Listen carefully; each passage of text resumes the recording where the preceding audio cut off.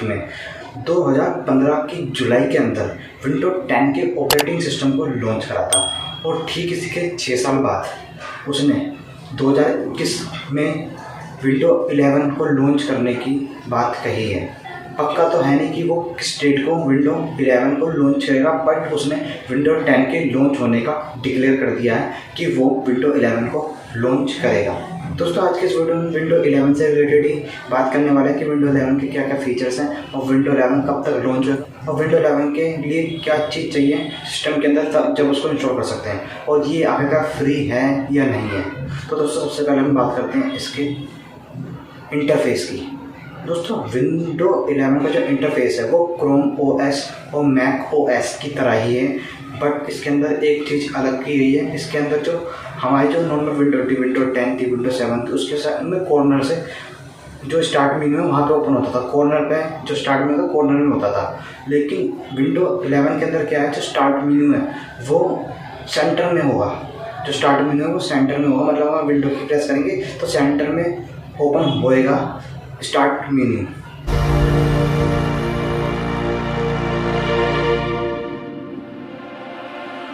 और दोस्तों बात करें अगर इसके फीचर्स की, दोस्तों इसके अंदर विंडो 10 से भी ज़्यादा फीचर्स हैं। इसके अंदर काफ़ी ज़्यादा अच्छे फीचर्स दिए गए हैं। और इसके बात करें इसके फ्री वर्जन की, तो दोस्तों फ्री वर्जन जो इसका होगा वो उन्हीं को मिलेगा जिसके पास विंडो 10 है। जो विंडो 10 के यूज़र्स हैं उनको विंडो 11 फ्री में अवेलेबल हो जाएगा, वो फ्री में इसका यूज़ कर सकते हैं। हो सकता है कि विंडो 10 हमें साल के एंड तक अपने सिस्टम में यूज़ करने को मिल जाए, और ये भी हो सकता है कि जो इस साल के एंड में जो सिस्टम्स लॉन्च होंगे उनके अंदर हमें ऑलरेडी विंडो 11 इंस्टॉल हुआ हुआ मिले, अगर विंडो 11 इस साल के एंड तक लॉन्च हो जाता है तो।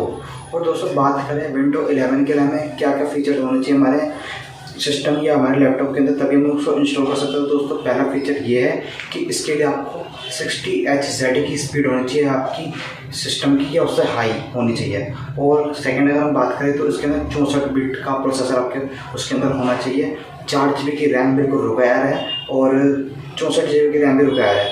आपकी ये रैम होनी चाहिए, उतना स्टोरेज ही होना चाहिए, जिससे हाई भी होना चाहिए तो भी चल जाएगा, लेकिन इतनी तो रिक्वायरमेंट है ही। अगर आपके लैपटॉप या पीसी के अंदर इतना स्टोरेज है, इतनी रैम वगैरह अवेलेबल है और आपके पास ऐसा प्रोसेसर है तभी आप इसका यूज़ कर सकते हो। और एक मेन बात ये भी है कि इसके अंदर 9 इंचेस की डिस्प्ले होनी चाहिए विद HD रेजोल्यूशन के साथ। आपके उसके अंदर HD रेजोल्यूशन नहीं है तो आप इसे इंस्टॉल नहीं कर सकते हो।